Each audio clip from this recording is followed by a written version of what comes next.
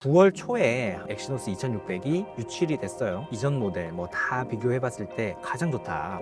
갤럭시 S26에 당연히 탑재가 되겠구나. 수율 같은 경우에는 오사트 회사들, 그러니까 후공정 회사들을 통해서 이리저리 들어보면 크게 노이즈는 없는 상태예요. 지금 경쟁력을 그만큼 빨리 보여줄 수 있는 아주 좋은 소재가 되는 거죠. 실패했을 때는 이제 사실은 파운드리는 문 닫아야 됩니다. 삼성에서 곧 공개될 S26의 엑시노스 2600 게임 체인저가 될 수 있을까요? 일단 중요한 건 이런 SoC 칩셋 같은 경우에는 성능하고 수율이죠. 근데 성능은 굉장히 객관적으로 판단할 수 있는 지표가 있습니다. 상대적으로. 그러니까 벤치마크 테스트라고 하는데 이게 우리가 어렸을 때 생각해보면 수능 모의고사 같은 거예요. 그러니까 수능에 앞서서 모의고사를 여러 번 치면서 자기 실력을 객관적으로 평가를 받기를 원하잖아요. 이 SoC 칩 같은 경우에도 엔지니어들이 설계를 하고 이제 만들어 보고 나면 이게 제대로 설계가 됐는지, 이게 제대로 된 성능이 나올 것인지에 대해서 좀 객관적인 평가를 받고 싶어 해요. 물론 내부에서 평가를 많이 거쳤겠지만 그동안에 평가해왔던 기관들을 통해서 야, 내 실력이 그동안에 나왔던 애들에 비하면 어느 정도냐, 이거를 좀 알고 싶어 한단 말이죠. 그게 이제 벤치마크 테스트고, 그 중에 가장 유명한 게 이제 긱벤치라고 있습니다. 그래서 이게 9월 초에 한번 유출이 됐어요. 이 엑시노스 2600이 긱벤치 점수가 얼마냐라고 했던 게 나온 게 보면 싱글 코어 기준으로 3309, 그리고 멀티 코어 기준으로 11256입니다. 그러니까 엑시노스 안에 보면 연산을 하는 코어들이 여러 개가 있거든요. 하나를 돌렸을 때 3300점 나왔다는 거고, 여러 개를 한 번에 다 돌렸을 때 11256점이 나왔다라고 하는 거거든요. 그럼 이게 이제 객관적으로 어느 정도 수준이냐면 그 당시에 나왔던 모든 칩들 대비해서 거의 가장 높은 수준이었어요. 그때 이제 아이폰 17이 나오기 전이었어요. 9월 초였으니까. 아이폰 17이 나오기 전이어서 17을 제외하고 아이폰 16, 그 다음에 상반기에 나왔던 여러 스마트폰들, 그 다음에 뭐 스냅드래곤 이전 모델 다 비교해봤을 때 가장 좋다. 그렇기 때문에 갤럭시 S26에 당연히 탑재가 되겠구나 라고 이제 기대를 했었던 부분이 있고요. 근데 이제 그러고 나서 아이폰이 나왔고, 아이폰은 근데 어차피 이제 칩셋을 경쟁하는 회사는 아니니까. 근데 결정적으로 최근 한 1, 2주 사이에 퀄컴의 스냅드래곤 차세대 모델의 긱벤치 점수가 나왔습니다. 이게 얼마가 나왔냐면 싱글 코어 기준으로 3831, 그리고 멀티 코어 기준으로 12237이 나왔습니다. 그러니까 싱글 멀티 둘 다 엑시노스 2600보다는 좀 많이 높게 나왔죠. 그래서 이거가 이제 엑시노스 2600이 스냅드래곤을 압살하고 탑재되는 거는 제가 볼 때는 불가능한 것 같고, 제가 최근에 이제 세트 업계나 아니면 반도체 후공정 업계, 왜냐하면 2600이 생산이 되면 후공정을 또 어디선가 해야 될 거 아니에요. 테스트도 하고 해야 되기 때문에 그쪽을 통해서 물어보면 갤럭시 S26이 총 3가지 버전으로 나오거든요. 제일 위에 울트라 버전이 있고요. 그 밑에 슬림 버전, 엣지로 아마 나올 것 같은데 엣지 버전이 있고 일반 모델이 있습니다. 총 3가지 모델로 나오고, 이 중에서 울트라에는 퀄컴 스냅드래곤, 이제 가장 성능이 좋게 나왔으니까 이게 이제 들어갈 거고, 나머지 밑에 2개는 삼성의 엑시노스 2600이 들어갈 거다. 그럼 2개 들어가고 퀄컴이 1개 들어가니까 삼성이 이겼네요 라고 하겠지만, 판매량은 울트라가 50%가 넘습니다. 한 52% 정도 나오기 때문에 전체적인 수량에서는 비등비등하거나 아니면 살짝 적게 들어갈 수도 있다. 이렇게 봐주시면 될 것 같습니다. 그래서 점수가 앞에서 제가 설명을 드렸지만 그 긱벤치 점수라는 것도 이제 연말로 갈수록 테스트를 한 번 더 하고 하거든요.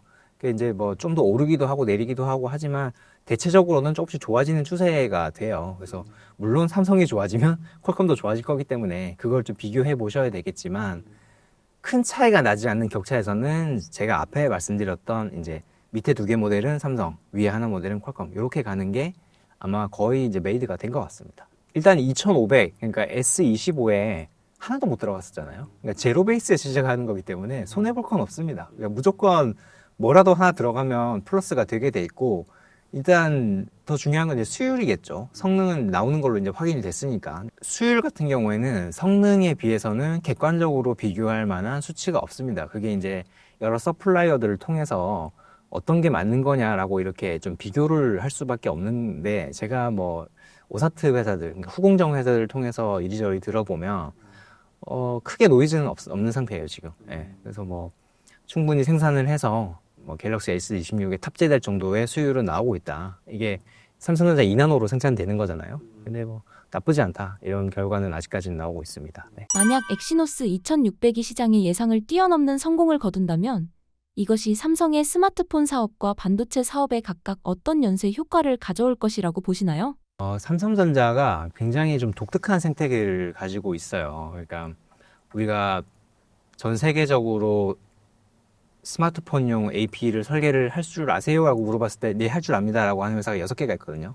삼성전자, 애플, 퀄컴, 미디어텍, 화웨이, 샤오미 이렇게 6개가 있습니다. 근데 이 중에서 삼성전자의 포지션이 굉장히 독특합니다. 모바일 AP를 설계를 하고 파운드리에서 생산을 한 다음에 내가 가지고 있는 스마트폰 브랜드에 탑재할 수 있는 요 세 가지를 모두 가진 회사는 삼성전자밖에 없어요. 그러니까 애플, 샤오미, 화웨이 같은 경우에는 설계를 하지만 파운드리가 없죠. 단지 자기네들 스마트폰에 탑재할 뿐입니다. 퀄컴이나 미디어텍 같은 경우에는 설계를 하지만 내가 이거를 생산도 할 수 없고 내가 가진 스마트폰 브랜드도 없어요. 그렇기 때문에 어떻게 보면 내가 가진 분야에 리소스를 최대한 집중해서 이렇게 좀 뭐랄까 성능을 확 끌어올리는 건 잘하겠지만 어떤 모든 산업에서의 동반 성장은 또 삼성전자밖에는 못 하거든요. 뭐 일각에서는 그렇게 얘기하실 수도 있습니다. 야, 요즘같이 분업화된 시대에 그렇게 리소스를 분산해가지고 뭐가 되겠냐라고 하겠지만 이게 2020년 이전에 삼성전자가 해왔던 아주 승리 공식이잖아요. 이게 한 번 더 잘 돌아가기 시작하면 또 이것만 하는 게 없거든요. 그래서 저는 만약에 이번에 S26, 그러니까 갤럭시 S26에 엑시노스 2600이 탑재가 돼서 잘 돌아가는 모습을 보여주면 당연히 갤럭시를 생산하는 MX 사업부는 당연히 좋겠고요. 이거를 설계한 시스템 LSI도 좋겠고, 그리고 삼성전자 파운드리 같은 경우에는 이거 봐라, 2나노가 이렇게 잘 돌아간다라고 어떤 식으로 보면 인증을 받을 수 있는 거기 때문에 우리가 지난 7월에 알아봤던 뭐 테슬라 이슈 같은 경우에는 물론 호재입니다. 호재긴 한데 그게 이제 생산돼서 나오는 건 2027년이잖아요. 그때까지 어떻게 2나노가 이렇게 생산되는 모습을 기다리겠어요. 엑시노스 2600 같은 경우에는 바로 지금 올 연말에 나올 거기 때문에 삼성전자 2나노의 경쟁력을 그만큼 빨리 보여줄 수 있는 아주 좋은 호재가 되는 거죠. 상반기에만 퀄컴 스냅드래곤 칩 구매에 약 8조 원에 가까운 비용을 지불했습니다. 엑시노스 2600의 성공적인 안착이 삼성전자의 수익성 개선에 구체적으로 어느 정도 기여할 수 있을까요? 삼성전자 시스템 LSI 엑시노스가 이제 갤럭시에서 이제 배제가 되면 말씀하신 것처럼 한 8조, 그러니까 상반기에만 8조 쓰고 뭐 연간으로 하면 뭐 10조 그냥 넘어가겠죠. 근데 이렇게 되는 게 어떻게 보면 절대적인 금액이 늘어나는 게 문제라기보다는 퀄컴에 끌려다니는 일 수밖에 없는 그런 상황이 되게 우려스러운 거거든요. 그러니까 퀄컴 스냅드래곤의 단가라는 거는 결국에는 본인들이 설계한 설계비 플러스 TSMC의 공정 단가 요걸 합쳐가지고 이제 삼성전자나 다른 스마트폰 업체에 이제 제안을 하는 건데 이게 내가 만약에 엑시노스를 가지고 있지 못하면 이 앞에 있던 공정비와 설계에 들어갔던 그 높아진 비용을 다 들어줄 수밖에 없거든요. 그래서 보면 퀄컴 단가가 뭐 20% 30% 매년 오르잖아요. 이거를 계속 들어주면서 가다 보니까 이게 도저히 내가 스마트폰 모바일 AP가 없으면 이거를 어떻게 협상을 할 수 있는 여지가 전혀 없잖아요. 이게 사실 전략적으로 굉장히 큰 어떤 미스를 내고 있는 거죠. 그래서 샤오미를 보면 샤오미가 올해 6월에 자체 개발 AP를 내놨습니다. 쉬안제 뭐 5원이라고 하는데 얘네가 이거 개발하는데 2.6조 정도 썼고요. 앞으로 9.6조 더 쓴다고 하거든요. 이런 천문학적인 돈을 내고 왜 AP를 자체 개발하느냐? 사실 샤오미는 이제 하이엔드급 스마트폰을 파는 회사도 아니기 때문에 그냥 미디어텍 좀 쓰고 유니SoC 써가지고 그냥 대충 팔면 될 것 같은데 그럼에도 불구하고 왜 개발하느냐? 이게 끌려다니기 싫다는 거예요. 이렇게 끌려다니다가 망한 회사가 있습니다. 어디? LG전자. LG전자가 지금 스마트폰 팔지 않죠. 근데 스마트폰 사업 종료하기 전에 한 수천만 대 정도 1년에 팔 때 보면 걔네는 수천만 대 팔매도 불구하고 삼성전자하고 AP 구매 비용이 거의 비슷하다 그랬어요. 이게 양 차이가 이렇게 많이 나는데 왜 그러냐? 삼성전자는 엑시노스 2600처럼 어떤 자기네들 AP를 가지고 있고 LG전자는 비빌 언덕이 없단 말이죠. 그렇기 때문에 그냥 막 퀄컴에서 그냥 달란 대로 다 준 거예요. 그래서 삼성전자는 지금 LG전자 같은 길을 가기 싫은 겁니다. 마진에서의 어떤 여유를 부릴 수도 있지만 그것도 물론 큰 거죠. 크지만 LG전자처럼 이렇게 끌려다니지 않을 수 있는 이게 전략적으로 그러니까 스마트폰 사업 전략에도 굉장히 중요한 거죠. 네. 엑시노스가 절치부심하는 동안 퀄컴, 애플, 미디어텍 등 경쟁자들은 어떤 기술적 진보를 이루었나요?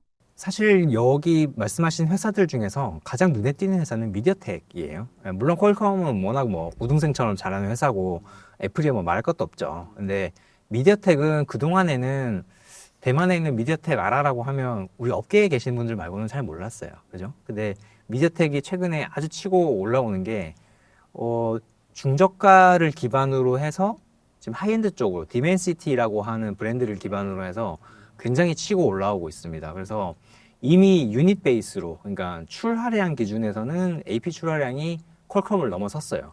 근데 퀄컴은 워낙 하이엔드만 파는 회사이기 때문에 매출에서는 아직 미디어텍보다는 높지만 이 미디어텍은 유닛 셀을 기반으로 해가지고 지금 굉장히 매출을 늘리고 있고 그 다음에 요즘에 AI 쪽으로 보면 이 회사가 이제 모바일 AP도 하지만 AI용 CPU를 또 개발을 하기도 하거든요. 그러니까 우리가 엔비디아 블랙웰 시리즈들 보면 B200, B200 이렇게 나가다가 GB200 뭐 이렇게 나가는 게 있어요. 그 앞에 G가 붙은 거죠. 그 G가 그레이스라고 하는 CPU인데 이 엔비디아가 이 그레이스를 설계할 때 미디어텍이랑 같이 했습니다.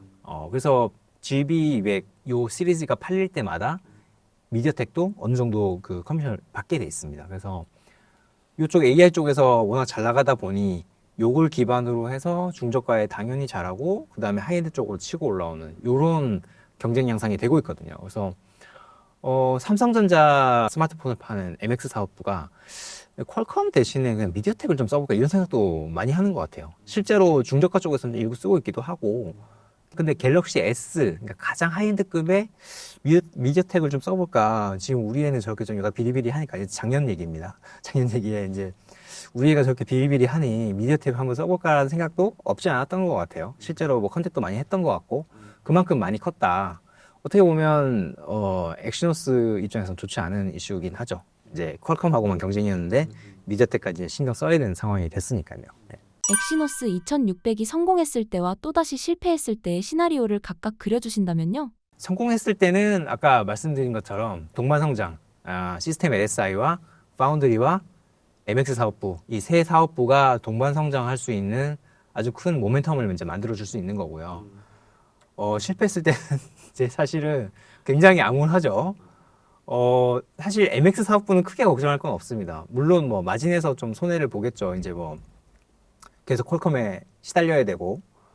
근데 그렇다고 당장 망하는 건 아니죠. 왜냐하면 또 미디어텍이라는 대안도 좀 키우고 있거든요, 분명히. 그래서 엑시노스가 안 돼? 그럼 미디어텍도 가져와 봐라 해가지고 디멘시티로 일단 좀 급한 불 좀 끄고 할 수 있는 여지가 분명히 있습니다. 스마트폰은 큰 걱정은 아니에요, 사실은. 근데 이제 가장 큰 걱정은 파운드리죠. 야, 이게 이나노라고 지금 문을 열어놨는데 니네 회사조차도 쓰지 않는 이 노드를 도대체 누가 쓰겠느냐라는 말이 당연히 나올 수밖에 없습니다. 지금 삼성전자가 지금 저 14나노부터 해가지고 계속 선단 공정을 거의 TSMC하고 맞춰서 투자해오고 있는데도 불구하고 고객사를 계속 못 잡고 있으니까 지금 2분기에 지금 파운드에서는 적정 2.5조 난 거 아니에요. 이런 국면이 계속된다면 아마 버티지 못할 겁니다. 아무리 삼성전자라고 해도 야 이제 지금 로드맵 상으로는 2027년에 1.4나노 투자한다고 하는데 2나노에서 만약에 제대로 수주 못한다?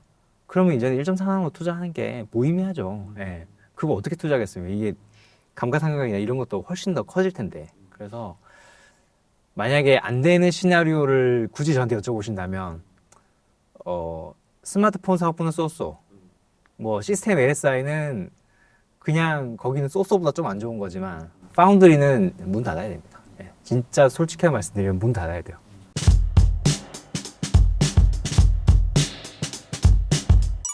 최근 삼성전자 주가 흐름 어떻게 보시나요? 삼성전자가 사실상 우리나라 증시에서 좀 골칫덩어리 취급을 받았었죠. HBM에서 이제 수요를 못 맞추면서 콜테스트 통과를 못하고 그러다 보니까 실적도 악화되고 결국 가가지고 이 디램 쪽에서도 순위가 바뀌고 이제 그런 상황까지 왔는데 삼성전자의 어떤 저력 이런 것들이 갑자기 좀 보여지는 그런 그림이 나오는 건 삼성전자가 어찌됐든 간에 과거에 장악했었던 시장 점유율도 있고 또 지금 글로벌 상황 자체가 묘하게 변하다 보니까 삼성전자를 필요로 하는 부분들이 생긴 거죠. 최근에 뭐 몇 달 전이죠. 테슬라라든지 애플이라든지 이런 쪽에서 그리고 이제 마이크로소프트도 그렇고 이나노 쪽 수주를 했죠. 파운드리에서. 근데 사실 그 수주하기가 쉽지 않았는데 왜 수주를 했느냐? 여러 가지 이유가 있는데 첫 번째는 그 세 개 회사가 굉장히 빅테크인데도 애플을 제외하고 두 개는 사실상 TSMC 입장에서 봤을 땐 주고객이 아니에요. 메인이 안 돼요. 그러니까 가서 내 거 좀 해줄래? 그러면 저 뒤에 가서 줄 서세요. 이렇게 되고 가격도 올려서 받게 되고 그러다 보니까 이제 그런 불이익을 감수해야 되는 측면도 있고요. 그 다음에 이제 미국의 입장에서 봤을 때는 미국이 지금 이제 파운드리 쪽이 TSMC가 워낙에 잘하다 보니까 나머지는 사실 별 볼 일이 없는 그런 그림이란 말이에요. 근데 사실 지금 TSMC의 전력의 대부분이 대만에 있거든요. 근데 대만은 이제 바로 앞에 중국이 있고 항상 이제 뭐 전쟁 이슈 뭐 이런 것들에 대한 것들이 리스크에 노출이 되니까 유사시에 소위 말해가지고 이 칩과 관련된 부분에서 미국이 안전판을 가지고 싶은 거죠. 그러니까 TSMC 보고 미국 들어와서 공장 쳐. 니네 거기서 만드는 만큼 여기서 져야 돼. 뭐 이런 것도 요구하고 있고 그러면서 동시에 TSMC 말고 이쪽 키울 데 없을까? 근데 어쨌든 지금 2나노, 3나노를 할 수 있는 데는 삼성전자가 있으니까 삼성전자도 좀 해봐.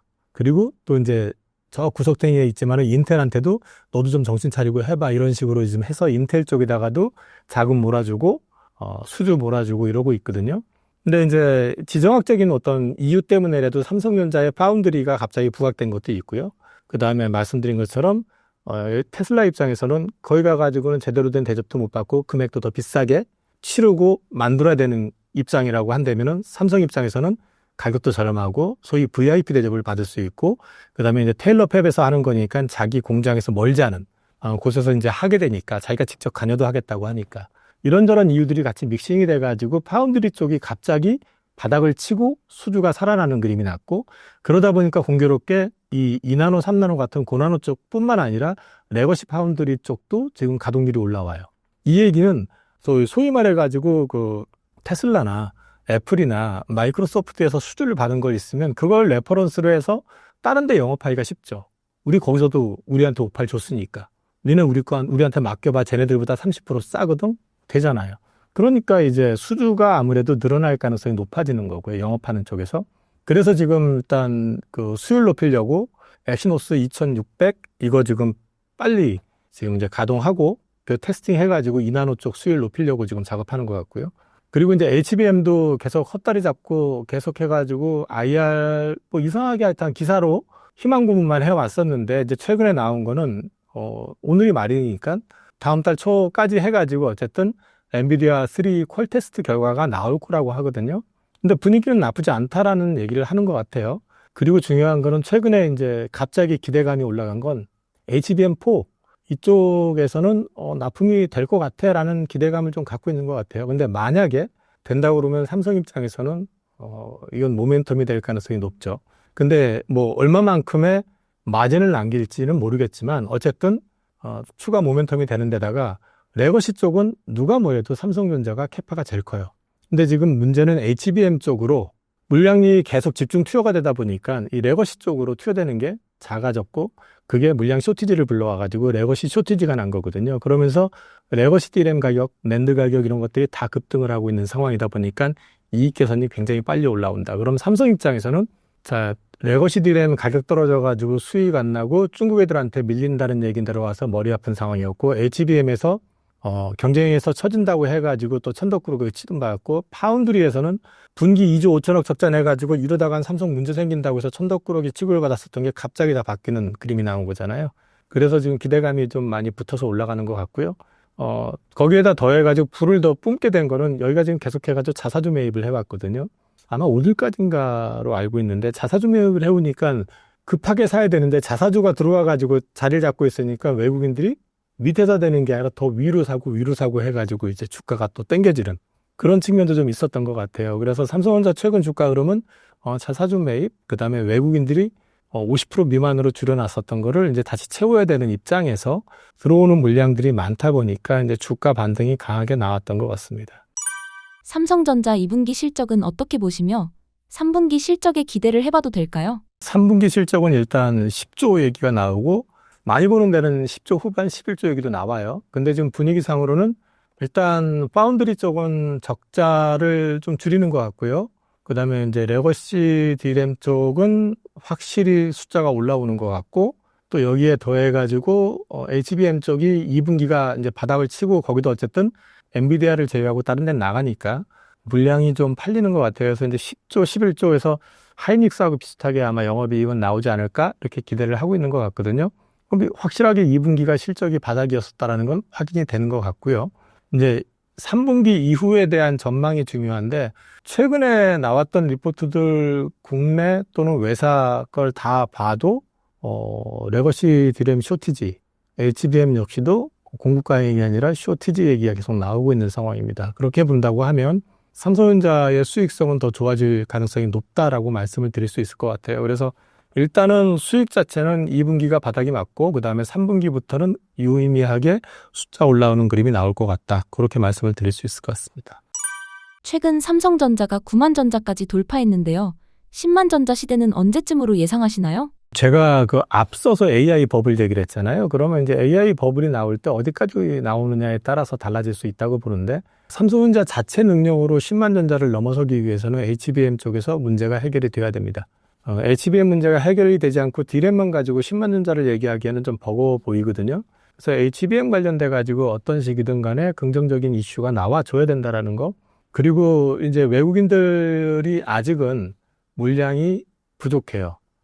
외국인들이 평균적으로 봤을 때 54% 정도 지난번에 50% 넘긴 이후로 그 정도가 평균이었던 걸로 전 기억하는데 지금 51점 몇 프로거든요. 여전히 물량을 채워야 되거든요.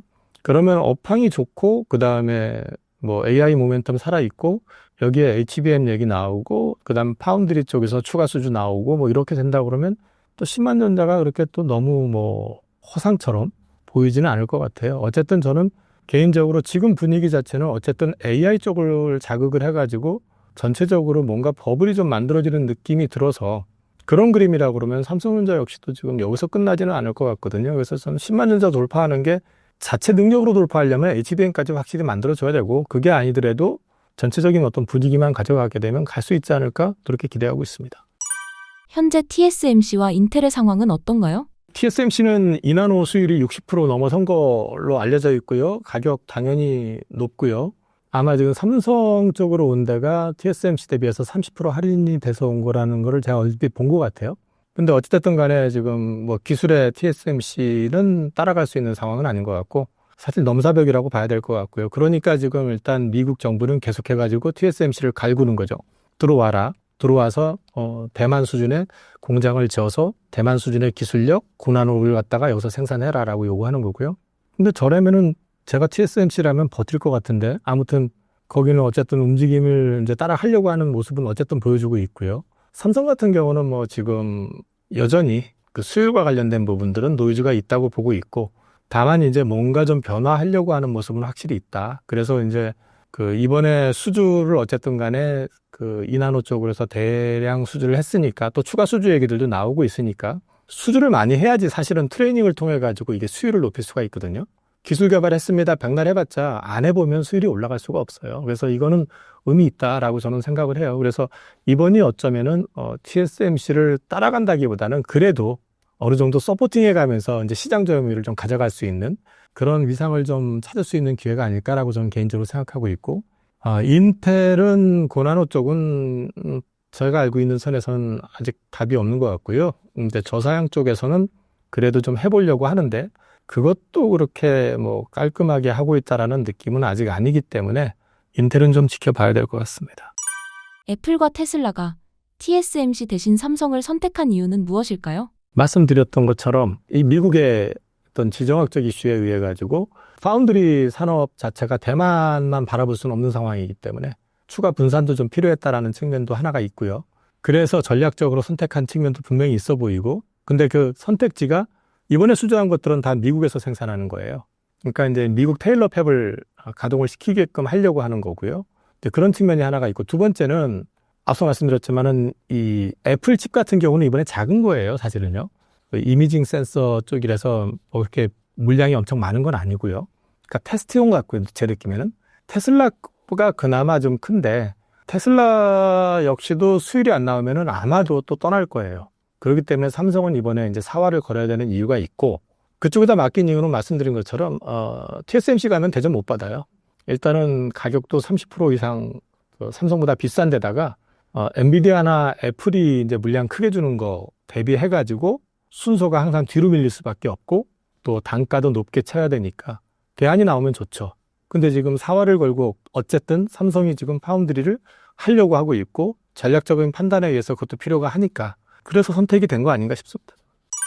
최근 국내 로봇주 상황을 전해주신다면요? 산업을 놓고 보면은 뚜렷하게 성과가 나오는 건 아직 없습니다. 근데 글로벌하게 놓고 얘기를 하면은 테슬라가 최근에 주가 상승했었던 건 AI 플러스 휴머노이드입니다. 그래서 이제 AI, 특히 옵티머스 양산과 관련된 얘기들 나오고 하면서부터 이제 미국 쪽에서 핫하고요. 중국 쪽에서는 유니트리라고 하는 로봇 회사 이제 상장 이슈 나오면서 밸류 평가 받고, 그 다음에 이제 각종 동영상이나 행사를 통해 가지고 로봇의 어떤 작동, 그 다음에 이제 보여주는 모습, 퍼포먼스 이런 것들을 통해 가지고 이제 로봇의 상용화에 대한 기대감을 키우면서 좀 주가가 괜찮았고요.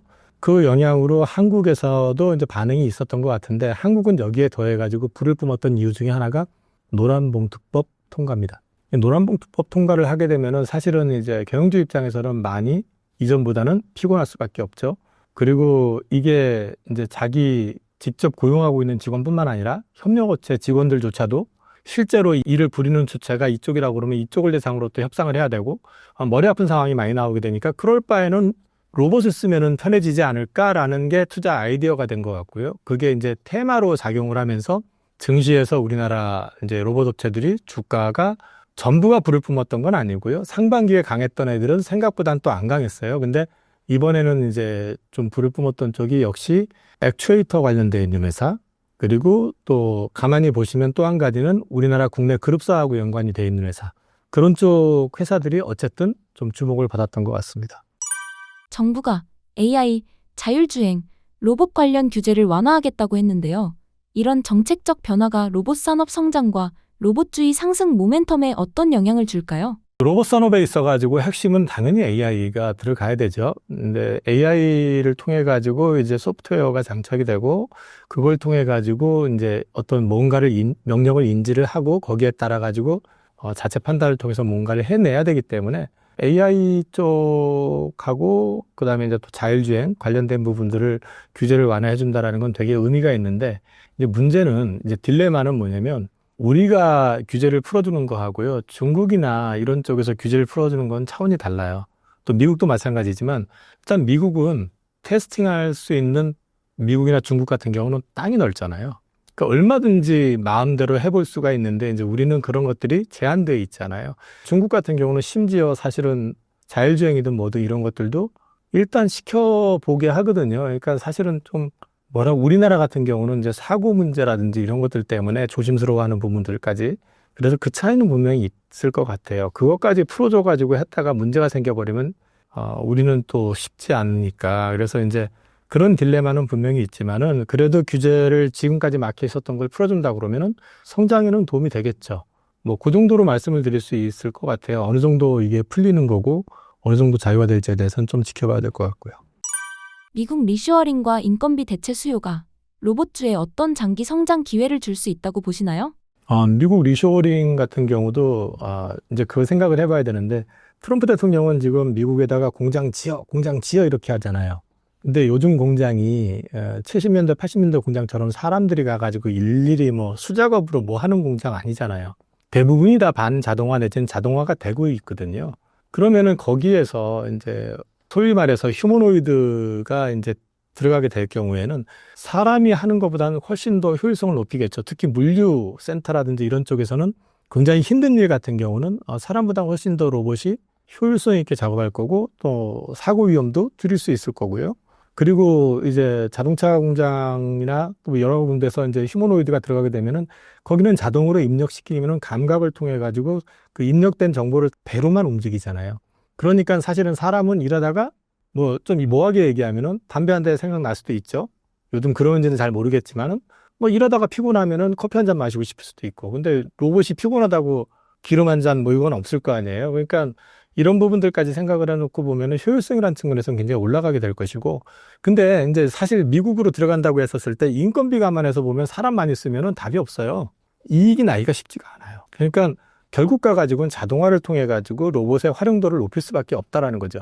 그래서 우리나라의 현대차 조지아 공장 같은 경우도 지금 아틀라스죠. 아틀라스라고 하는 그 보스턴 다이너믹스의 휴머노이드 로봇을 갖다가 이제 투입을 시키려고 하는 것 같아요. 그래서 이제 그쪽 현장에 투입을 시켜가지고 실제로 로봇을 통해 가지고 이제 일을 하게끔 하는 거.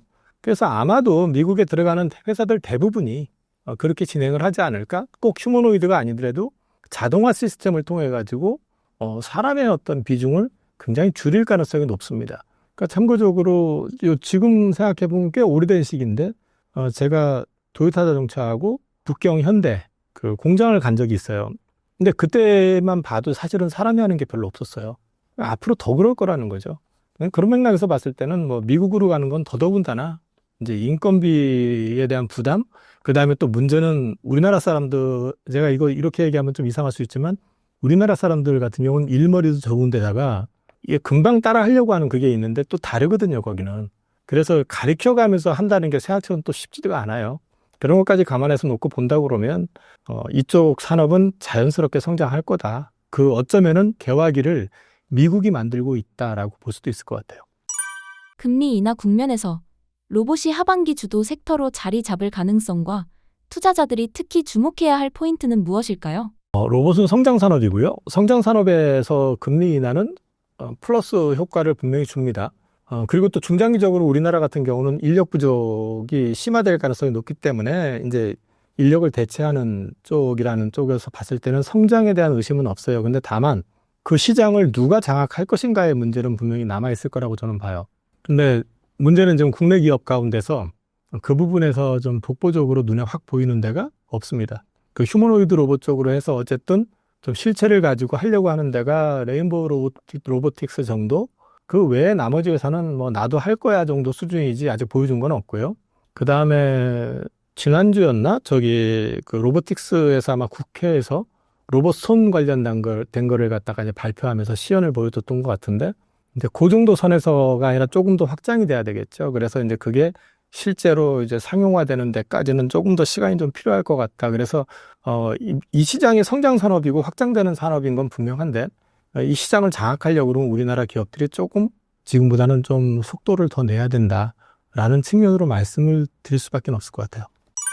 수많은 로봇주들 중에 앞으로 계속해서 주목해 볼 만한 종목은 무엇인가요? 이게 딜레마예요. 지금 이제 저는 이 부분 관련해서 말씀드릴 때마다 항상 말씀드리는 게 핵심 부품 쪽, 그러니까 이제 액추에이터 만드는 회사를 봐라. 그 다음에 가급적이면은 국내 그룹사하고 연관이 돼 있는 지분 투자를 했거나 아니면 협업을 하거나 그런 쪽이라고 이제 말씀을 드렸는데 그쪽 회사들이 많이 올랐을 거예요, 지금. 그렇기 때문에 지금 시점에서도 말씀드릴 수 있는 건 사실은 그 외 회사들에 대해서는 저는 뭐 확신하기는 좀 어려운 것 같아서 그 정도만 말씀드릴 수 있을 것 같고요. 사실은 저는 이제 내심 기다리고 있는 거는 그 보스턴 다이너믹스 그 회사가 이제 양산 공장까지 이제 만들려고 한다니까 연 한 2만 대, 3만 대? 그게 만약에 이제 시연이 된다 그러면 그게 확장 가능성은 보여주겠죠. 근데 거기는 미국 회사고 지분만 이제 현대차 그룹이 가지고 있는 거니까 조금 아쉬운 부분은 있지만 어쨌든 우리나라 그 현대차 그룹의 계열사니까 아마 우리나라 시장 쪽으로 확장을 한다 그러면 그거 가지고 들어오지 않겠어요? 그러니까 이제 그런 쪽으로 해서 그 정도 볼 수 있지 않을까? 저는 그렇게 보고 있습니다. 2차 전지 주가가 빠진 이유와 수급 현황은 어떤가요? 2차 전지 관련해 가지고는 25년도 들어가 가지고 제가 말씀드린 거는 실적이 일단 상반기에 바닥은 나온 것 같다. 근데 문제는 이게 나이키형이 됐든 U자형이 됐든 V자형이 됐든 좀 그 실적이 확 돌아서는 모습을 보여줬는데 저는 실적은 L자형이 될 것 같다는 말씀을 드렸어요. 그래서 실적은 바닥은 확인된 것 같은데 확 돌아설 것 같지는 않다. 그래서 상하단이 막히는 박스권이 될 가능성이 높다라고 말씀을 드렸고요. 그 다음에 이제 최근에 주가 흐름을 보면은 2차 전지가 좀 강했었던 때가 있어요. 잠시. 그게 이제 실적 발표 나오면서 서프라이즈 나오고 LG엔솔이 그 6조 원 정도 되는 그 ESS 배터리 수주한 거 뭐 이런 거 나오고 여기에 더해서 뭐 벤츠 쪽으로 수주한 거 이런 거 나오면서 주가가 잠깐 반짝였던 때가 있었는데 그때 왜 시장에서 이거 봐라 싶을 정도로 강했었냐면은 그때 주도주였었던 조방 원전이 다 조정받을 때였습니다. 그렇기 때문에 틈새 공략 비슷하게 해가지고 주가가 강하게 나왔었고요. 거기서 추가로 상승을 못했었던 거는 결국은 실적이 백업이 안 되기 때문에 다시 또 시장이 다른 쪽으로 관심을 갖기 시작하면은 주도주가 보이기 시작하면은 여전히 또 이 주도주 아닌 섹터들 같은 경우는 다시 좀 눌리게 돼 있거든요. 그래서 지금은 그런 상황이다라고 말씀드릴 수 있을 것 같고요. 지금 시장만 놓고 얘기하면은 유럽은 8월 달까지 놓고 보면은 한 연평균 전기차 성장률이 30% 근처 되는 것 같아요. 근데 문제는 유럽 시장에서 우리는 계속 역성장을 하고 있다라는 거. 그 반면에 이제 미국 쪽은 그 전기차 보조금 철폐액이 나왔었죠. 그러니까 오늘까지 사인한 차량에 대해서는 이제 보조금을 주는데 철폐한다. 그랬더니 오늘 기사가 났는데 GM하고 포드가 아마 딜러들이 가지고 있는 차를 자기네들이 일단 통으로 구매하는 형식으로 해서 거기서 지금 현재 깔려 있는 차들에 대해서는 구매를 하게 되면 그 GM하고 포드가 이제 금액을 할인해주는 그런 정책을 가져가는 것 같아요. 근데 어찌됐든 간에 뭐 그거는 사실은 연속적으로 이어질지 여부는 좀 봐야 되잖아요. 어쨌든 마진을 깎아먹으면서 이제 보조금을 주는 거기 때문에 그거는 좀 지켜봐야 될 문제인데 미국 시장의 전기차 시장 성장세가 당초 기대했던 것보다는 좀 슬로우해질 가능성이 높다라는 거죠. 그래서 이런 부분들 때문에 일단은 좀 주가가 강하게 드라이브를 걸기는 좀 제약적이다. 대신에 이제 ESS 배터리 쪽에서 중국산 배터리가 내년부터 이제 관세 맞고 뭐하고 하면서 사실상 이제 들어오질 못하게 되는 그런 그림이 나오니까 아까 이제 LG엔솔이 ESS 배터리 수주하고 SK온도 수주하고 뭐 SDI도 수주하고 이런 것들이 나오는데 근데 이제 문제는 수주해가지고 그게 바로 매출로 안 찍힌다는 거. 그리고 그 시장 내 규모 자체가 작다고는 할 수 없지만은 지금의 밸류를 설명하기에는 좀 부족해요. 그래서 지금은 좀 바닥권인 것 같기는 한데 저는 그냥 상하단이 제한되어 있는 그런 그림이 좀 당분간은 유지가 되지 않을까 이렇게 생각하고 있습니다. 최근 에코프로와 포스코 홀딩스 상황을 전해주신다면요? 에코프로는 자금 조달 필요 없다고 하더니 또 이번에 PRS 방식으로 해서 추가로 자금 조달을 했어요. 이건 아마 이제 운영 자금하고 인도네시아 니켈 그 공장 관련된 투자 이런 쪽으로 활용을 한다고 하는데요. 이거는 뭐 나쁘게만 볼 건 아니에요. 재무 리스크를 어쨌든 대비한다는 측면에서 봤을 때는. 근데 이제 여전히 업황이 부진하다라는 걸 반증해주고 있는 거고요. 그런 맥락에서 봤을 때는 어쨌든 선제적으로 자금 조달한 게 나쁜 건 아니에요. 근데 이제 좀 더 효율적으로 에코프로 입장에서는 현금 흐름 관리를 좀 할 필요가 있다. 결국은 이 8천억이라는 돈을 또 추가 조달을 했지만 이게 뭐 무한히 또 유지가 되는 건 아니잖아요. 결국은 실적이 업황이 살아나는 그림이 나와야 되니까. 그리고 이제 포스코 같은 경우는 그렇지 않아도 좀 피곤한데 HMM 뭐 인수설까지 나오면서 주가 좀 노이즈가 좀 있었고요. 자금에 대한 부분들을 갖다가 지금 포스코가 뭐 증잔하거나 그런 건 아니지만 2차전지 업황 부진 때문에 일단 투자 규모를 줄이거나 연기하는 그런 패턴을 좀 가져가고 있고 철강업이 회복이 될 거라는 기대를 갖고 있긴 하지만 아직은 보여주는 건 없습니다. 그래서 드라마틱하지는 않지만은 어쨌든 철강업이라고 하는 캐시카우를 여전히 가지고는 있기 때문에 재무적인 리스크는 상대적으로 안전하다. 그 정도 말씀을 드릴 수 있을 것 같고요. 다만 이제 이것이 2차전지 쪽, 특히 포스코홀딩스, 에코프로 하면 어찌됐든 간에 2차전지 업종이 한참 좋을 때 주도주 역할을 했었는데 이쪽이 살아나려고 그러면은 뭔가 큰 변화의 그림이 보여야 되는데 아직 그런 그림은 보이지 않는 것 같습니다. LG엔솔이 벤츠 전기차 150만 대의 배터리를 공급했다는 소식이 전해졌는데요. 시사하는 바가 있을까요? 시사하는 바라기보다는요. 이번에 이제 LG엔솔이 수주한 거를 가지고 얘기를 하면 배터리 쪽으로 해가지고 북미향, 유럽향 각각으로 이제 벤츠로부터 수주를 했어요. 금액은 꽤 큰데 이게 아주 핫하게 반응을 하지 않았었던 이유가 기간이 일단은 29년 또는 28년부터 시작해서 2035년, 37년까지 이렇게 돼 있어요. 그러니까 기간이 좀 뒤에 얘기잖아요. 근데 이거는 과거를 돌아보면은 엄청난 규모의 수주를 했었는데 막상 닥치니까 그게 픽스된 물량이 아니었다라는 게 드러났죠.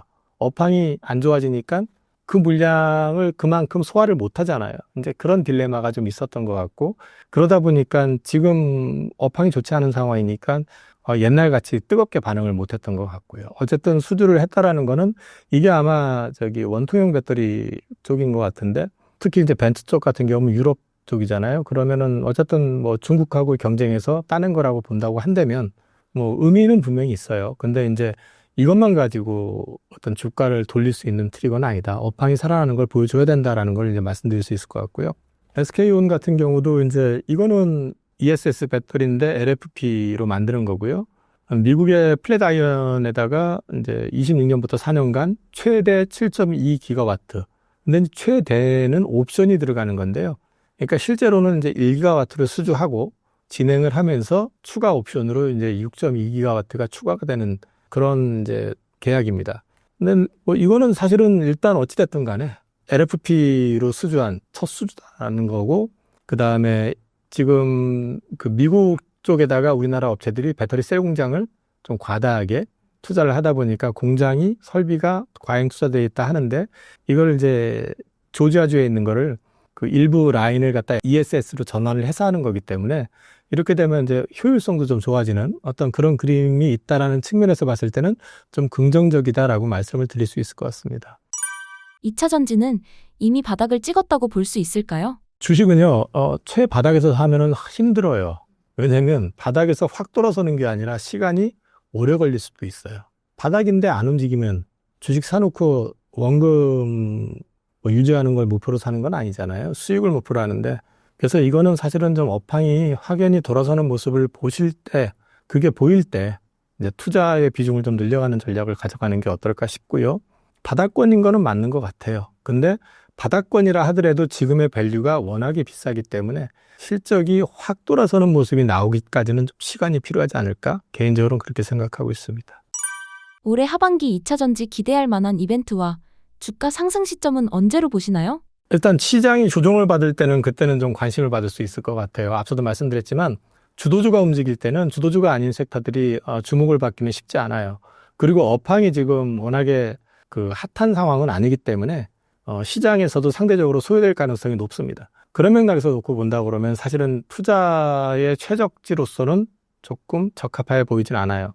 그래서 2차 전지는 조금 인내가 필요할 것 같고요. 새로 투자한다라고 하면은 저는 2차 전지보다는 여전히 시장 주도하고 있는 섹터를 보시는 게 좋을 것 같다라고 말씀을 드리고 싶습니다.